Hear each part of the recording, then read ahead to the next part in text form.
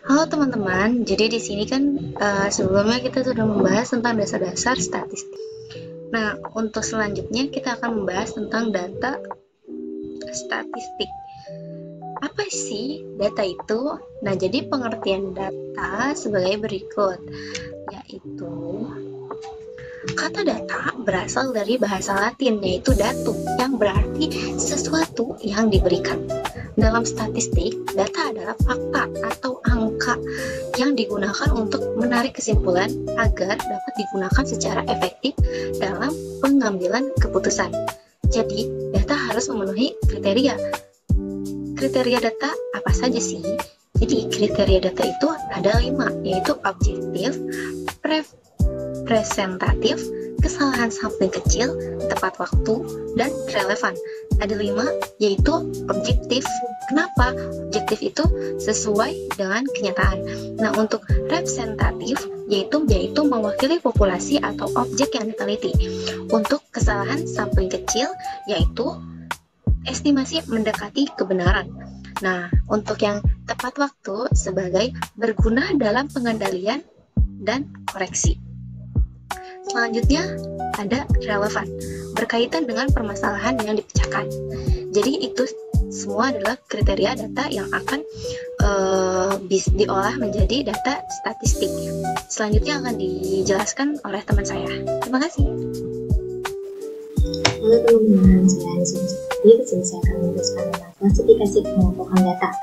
Yang pertama ada berdasarkan sifatnya, yaitu ada data diskrit, dan data kontinu. Data diskrit itu adalah data berbentuk bilangan bulat, contohnya seperti jumlah mahasiswa. Dan kedua ada data kontinu, yaitu contohnya data berbentuk bilangan pecahan, contohnya berat barang. Dan kedua ada berdasarkan sumbernya.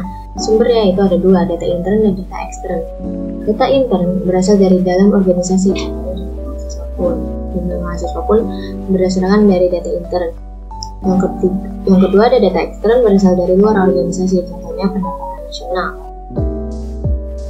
Yang ketiga ada berdasarkan skala pengukuran, yang ada 4, yaitu nominal, ordinal, interval, dan rasio. Nominal adalah kategori tanpa urutan, contohnya jenis kelamin. Yang kedua ada ordinal, kategori dengan urutan, contohnya kepuasan pelanggan. Yang ketiga ada interval, jarak antar kategori sama, tidak memiliki nol mutlak, contohnya nilai ujian. Yang terakhir ada rasio, seperti interval, tidak memiliki nol mutlak, contohnya tinggi badan. Yang ketiga berdasarkan cara memperoleh, yaitu ada data primer dan data sekunder. Data primer diperoleh langsung oleh peneliti dari sumber utama, contohnya survei langsung. Yang kedua ada data sekunder, diperoleh oleh pihak lain atau publikasi resmi, contohnya data dari BPS. Dan terakhir ada berdasarkan waktu pengumpulan, contohnya yang pertama ada cross section. Cross section itu adalah data dikumpulkan pada satu waktu, contohnya pendapatan per kapita tahun 2020. Yang kedua ada time series, dapat dikumpulkan secara berkala dari waktu ke waktu, contohnya pertumbuhan ekonomi 2015 sampai 2018. Sekian dari saya, selanjutnya akan dijelaskan oleh teman saya. Terima kasih. Baik teman-teman, di sini bersama saya Sandia Kriza akan menerangkan tentang penyajian data statistik. Jadi dalam penyajian data statistik itu terbagi menjadi 2 bentuk. Yang pertama ada bentuk tabel dan yang kedua ada bentuk diagram atau grafik. Nah, dalam bentuk tabel sendiri dia dibagi menjadi 4. Yang pertama itu ada tabel tunggal atau hanya menyajikan satu jenis informasi saja.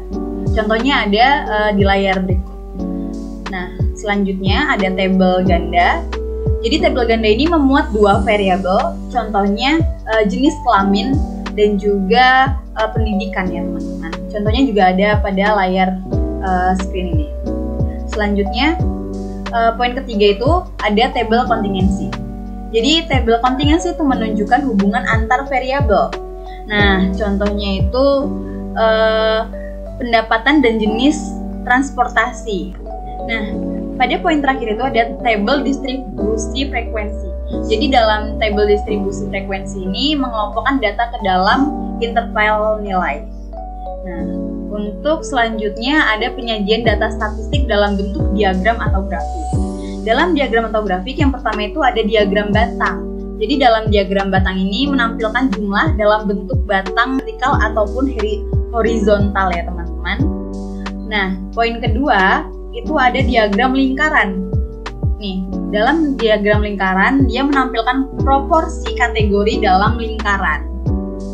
Selanjutnya ada diagram lambang atau piktogram. Nah, dalam diagram lambang ini menggunakan gambar atau simbol sebagai representasi. Selanjutnya, poin terakhir itu ada diagram garis atau menampilkan tren data dari waktu ke waktu.